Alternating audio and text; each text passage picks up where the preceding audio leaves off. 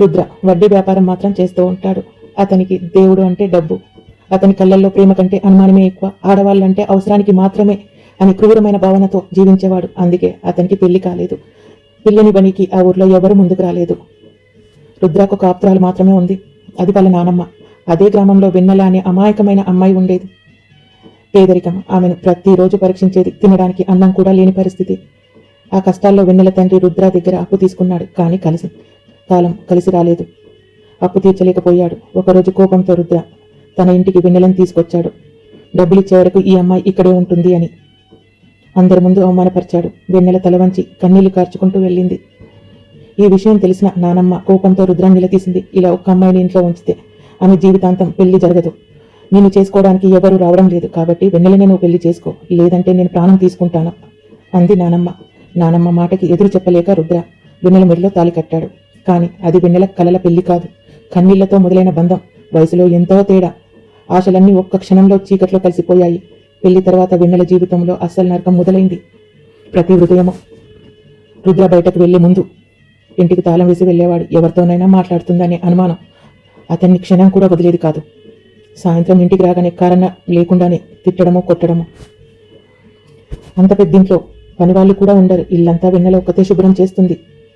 చేతులకు బొబ్బలు వచ్చినా పట్టించుకునేవారు లేరు. కడుపు నిండా భోజనం కూడా పెట్టేవారు కాదు. రోజంతా కష్టపడి పోయిన వెన్నెల ఒక మూల కూర్చొని నిశ్శబ్దంగా ఏడవడం మాత్రం చేసేది. ఒకరోజు మనమ్మ వెన్నెల పరిస్థితి తెలిసింది. ఎవరికీ తెలియకుండా వంటింటి కిటికీ దగ్గరికి వచ్చి మెల్లగా పిలిచింది. వెన్నెల, వెన్నెల. ఆ గొంతు వినగానే వెన్నెల కళ్ళల్లో ఆశ మెరిసింది. ఈ ఇంట్లో నన్ను ప్రేమించే ఒకే మనిషి నానమ్మ అని కన్నీళ్లు తుడుచుకుంది. మనమ్మ తన చేతిలో ఉన్న చిన్న మూటాను ఆమెకిచ్చి, ఇది మా పూర్వీకుల కాలం నుండి మరుగుమందు. ఈ రాత్రి పాలలో కలిపి నీ భర్తకివ్వు. తర్వాత అతను పూర్తిగా మారిపోతాడు, నీ వశమైపోతాడు అని చెప్పింది. వెన్నెల ఆశతో వంటింట్లోకి వెళ్ళింది. పాలు వేడి చేసింది. మనమ్మ ఇచ్చిన మందుని పాలల్లో కలిపింది. ఒక్కసారిగా విచిత్రమైన వాసన చల్లింది. భయంతో వెన్నెల చేతులు వణికిపోయాయి. ఇది నిజంగానా మందేనా అనే సందేహం మనసులో వెంటాడింది. చివరకు ధైర్యం కాక ఆ పాలను ఇంటి వెనకాల ఉన్న ఒక పెద్ద బండరాయి మీద పారపోసింది. అదే సమయంలో ఇంటి ముందు కారు వచ్చి ఆగిన శబ్దం వినిపించింది. రుద్ర వచ్చేశాడని గుండెల్లో ఒక దడ మొదలైంది. రుద్ర ఇంటికి వచ్చేశాడు. వెన్నెల గబగబా హాల్లోకి పరిగెత్తింది.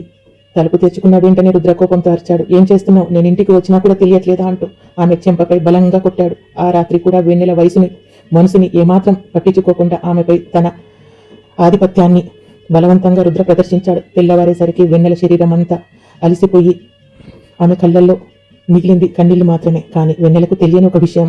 ఆమె బండరాయి మీద పారపోసిన ఆ పాలను ఎవరో త్రాగుతున్నారు. అది మనిషి కాదు, శతాబ్దాల నాగబంధంలో చిక్కుకున్న నాగేంద్రుడు. ఆ పాలను తాగిన క్షణం నుంచే నాగేంద్రుడి గుండెల్లో ఎన్నో శతాబ్దాలుగా నిద్రపోతున్న ప్రేమ మేలుకొంది. ఆ క్షణం నుంచి అతని ప్రతి గుండె చప్పుడు ఒకే పేరును పలికింది, వెన్నెల. ఆమె నవ్వు అతని ఊపిరైంది. ఆమె బాధ అతని ప్రాణమైంది. కానీ విధి అతనికి ఒకే వరం ఇచ్చింది. ప్రతి పౌర్ణం రోజు రాత్రి మాత్రమే మనిషి రూపంలో, మిగతా రోజులు నాగరూపమే. అదే సమయంలో రుద్ర చేతిలో వెన్నెల నరకం అనుభవిస్తూ ఉంది. చిన్న కారణాలకే కొట్టడం, బెల్టుతో అవమానించడం, ఆకలితో ఉంచడం. ప్రతి దెబ్బ నాగేంద్రుడు గుండె మీద పడినట్టే అనిపించింది. పౌర్ణమి రాగానే నాగేంద్రుడు రుద్ర రూపంలో వెన్నెల ముందుకు వచ్చేశాడు. ఆమె దెబ్బలకు మంది రాసేవాడు. తన చేతులతో తల స్నానం చేయించేవాడు. అన్నం కలిపి తన చేతులతో తినిపించేవాడు. ఆమెను ఒడిలో పడుకోబెట్టుకొని జీవితంలో ఎప్పుడూ దక్కని ప్రేమను చూపించేవాడు. ఆ ఒక్కరోజు వెన్నెల స్వర్గంలా అనిపించింది. ఈ రాత్రి ఎప్పుడు ఇలాగే ఉండిపోవాలి, ముగిసిపోకూడదు అని కోరుకునేది. తెల్లవారిలోపే కారు ఆగిన శబ్దం వినిపించింది. ఆ శబ్దం వినగానే నాగేంద్రుడు మళ్ళీ పాము రూపంగా మారి మంచం కిందికి దాక్కున్నాడు. లోపలికి వచ్చిన రుద్ర గదిలో ఉన్న పూలను చూసి అనుమానపడి, ఎవడు వచ్చాడు, నాతో సరిపోవట్లేదా అంటూ వెన్నెలని రక్తం వచ్చేలా కొట్టాడు. స్పృహ తప్పి పడిపోయిన తాళం వేసి వెళ్ళేవాడు. అది చూసిన నాగేంద్రుడు పాము రూపంలో బుసలు కొడుతూ కన్నీళ్లు కారుస్తూ ఎప్పటికైనా రుద్రాన్ని అంతం చెయ్యాలి అని ప్రతిజ్ఞ చేసేవాడు. అప్పటి నుంచి వెన్నెలకి తెలియకుండానే ఆమెకు నీడలా మారిపోయాడు. ఆమె వంటింట్లో తలుపు వెనకాల, ఆమె పడక గదిలో ఉంటే మంచం వెనకాల, ఆమె ఏడిస్తే నిశ్శబ్దంగా కన్నీళ్లు కారుస్తూ, ఆమె నవ్వుతే దూరం నుంచి ఆనందిస్తూ ఇలా రోజులు గడిచిపోతూ ఉన్నాయి. వెన్నెలకు మాత్రం ప్రతి పౌర్ణమి ఎవరో తనను ప్రేమతో చూసుకుంటున్నానని భావన కలిగేది. ఈ ప్రేమ ప్రతిరోజు ఉంటే బాగుండు అని కోరుకునేది. కానీ ఆ కోరిక కానీ మిగిలిపోయింది. ఒకరోజు రుద్రాని నిజం తెలుసుకోవాలనే అనుమానం మరింత పెరిగింది. ప్రతి పౌర్ణమికి ఎవడో నా ఇంటికి వస్తున్నాడు, ఈరోజు వాడి ప్రాణం తీస్తాను అని నిర్ణయించుకున్నాడు. కారుని ఊరి బయట ఆపి కర్ర పట్టుకొని ఇంటి చుట్టూ చీకట్లో దాక్కున్నాడు. అది తెలియని నాగేంద్రుడు మళ్ళీ రుద్రారూపంలో వెన్నెల దగ్గరికి వచ్చాడు. ఆ రాత్రి వాళ్ళొకరి ప్రేమలో ఒకరి మునిగిపోయారు. అప్పుడే బయట నుంచి రుద్ర గట్టిగా అరిచాడు, వెన్నెలా అని చెప్పి అరుపు వినగానే నాగేంద్రుడు ఒక్కసారిగా పాముగా మారి మంచం కిందికి జారాడు. కానీ అతని తోకను రుద్ర చూశాడు.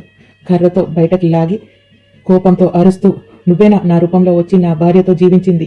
ఈరోజు నిన్ను బ్రతకనివ్వను అంటూ ఆ పామును విచక్షంగా లేకుండా కొడుతూ ఉన్నాడు. వెన్నెల ఏడుస్తూ, ఆపండి, దయచేసి ఆపండి అని ఎంత వేడుకున్నా రుద్ర వినలేదు. చివరికి ప్రాణం విడిచే క్షణం వెన్నెల ఆ పాముని తన 2 చేతులకి తీసుకొని గుండెలకు అతుక్కొని కన్నీళ్లు ఆగట్లేదు ఏడుస్తూ ఒక మాట మాత్రమే చెప్పింది, మళ్ళీ జన్మంటూ ఉంటే నేను నీ దానిగానే పుట్టాలి. ఆ మాట వినగానే నాగేంద్రుడి కళ్ళల్లో నుంచి ఒక కన్నీటి చుక్క వెన్నెల చేతిపై పడింది. ఆ దృశ్యం చూసిన రుద్ర శిలలా మారిపోయాడు. అప్పుడే తను చేసిన పాపాలన్నీ అతని కండ్ల ముందు మెదిలాయి. వెన్నెల పాదాల దగ్గర మోకాళ్ళపై కూర్చొని ఏడుస్తూ చెప్పాడు, నన్ను క్షమించు వెన్నెల. చిన్నప్పుడే అమ్మ నాన్న కోల్పోయారు. ఒక ఆడది డబ్బు కోసం నన్ను మోసం చేసింది.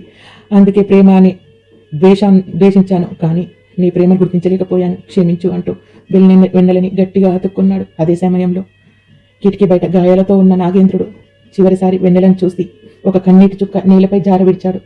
నా ప్రాణాన్ని ఇక్కడే వదిలి వెళ్తున్నాను అని నిశ్శబ్దంగా అడవిలోకి వెళ్ళిపోయాడు. ఆ రోజు నుంచి ప్రతి పౌర్ణమి రుద్ర వెన్నెల ఇద్దరు కలిసి జంట నాగుల విగ్రహానికి పూజ చేస్తూ త్యాగానికి ప్రతిరూపమైన నాగేంద్రుని గుర్తు చేసుకుంటూ తమ జీవితాన్ని ప్రేమతో కొనసాగించారు. కొన్ని ప్రేమలు గెలవవు, కానీ ప్రపంచంలో ప్రేమ అంటే ఏమిటో నేర్పి వెళ్తాయి. అదే నాగేంద్రుడి ప్రేమ, నాగబంధం. బాగుందా? బాగుంటే కామెంట్ చేయండి. మీరు ఎక్కడి నుండి వింటున్నారో చెప్పండి.